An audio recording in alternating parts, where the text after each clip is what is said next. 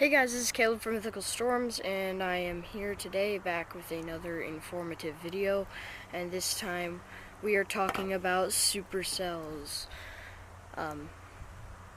Supercells are probably the most terrifying thunderstorm. It's the most deadly thunderstorm type that exists.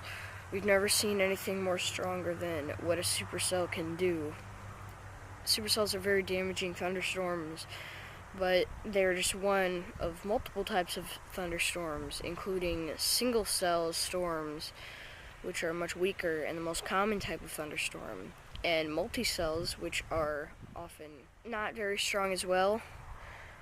Supercells are created much more evenly than multicells, but basically same statistics as a single cell, except for the death toll. The death toll with supercells is exponentially large because of the insane amounts of deadly things that supercells bring, including hail, tornadoes, and wind. Tornadoes are probably the most deadly aspect of supercells, and if you want more information on tornadoes, I have another video that I will link in the description. So yeah, definitely go check that out. Supercells are the deadliest thunderstorm that can occur, and most of them are the responsibility for most deadly tornadoes that exist. Here, let me just move this over a little bit. Most deadly tornadoes that we have seen here in the US. Now you might be thinking that supercells are common. If you've ever seen a thunderstorm, you're always going to say, oh, it's a supercell. Well, you're wrong. Supercells are very uncommon and are only responsible for about one in about every 15,000 thunderstorms around the world is a supercell. Not all supercells bring tornadoes, though. I'd say about 1 in 3 supercells bring tornadoes, because not all of them have the aspects that a tornado needs to grow. And tornadoes are very dangerous, but I'm not going to get into too much depths of tornadoes, because I have another video about that like I said, I'm linking in the description below. But supercells can and usually do destroy houses and bring very exponential and critical, costly damage to houses and homes and farms and barns and animal farms and pens and everything, structures, buildings, and people's lives. So a supercell can have, a supercell is created when an updraft hits the end of the troposphere, which we call the tropopause, and I will have the definition of tropopause somewhere on the screen just about now, maybe right here, I don't know. But the troposphere is the lowest layer of the atmosphere, and yeah, like I said, I'll have the definition somewhere. And when it hits that, it makes an anvil shape. I'll have a picture of what that looks like on here, and also the updraft.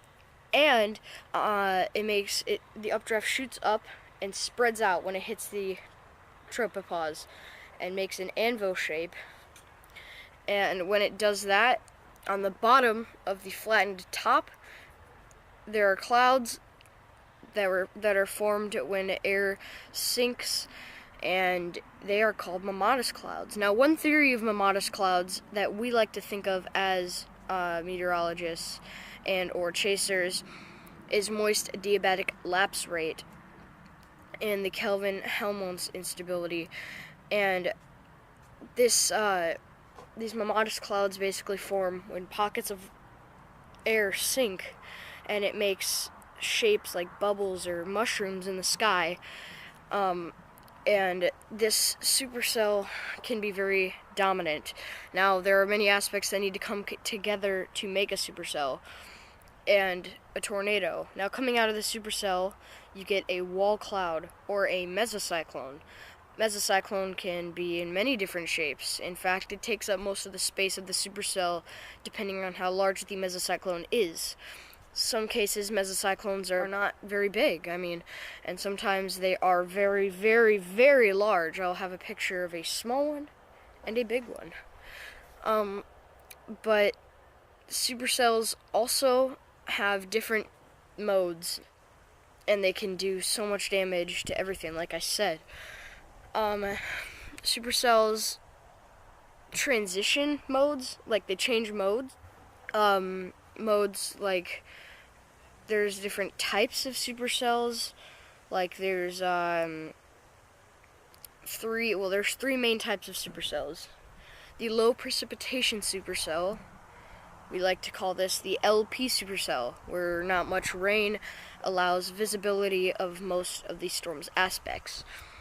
There's a HP supercell, or high precipitation supercell, and that is where precipitation like rain and hail sculpted with wind like invisibilize everything or most of the inside aspects of a supercell.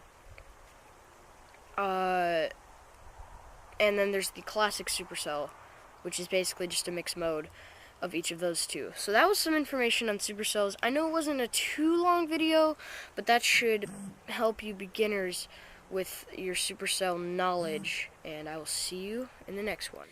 Now, I know I already told you guys that I'm using new editing software for this video. It's called KindMaster. You can see the watermark in the top right.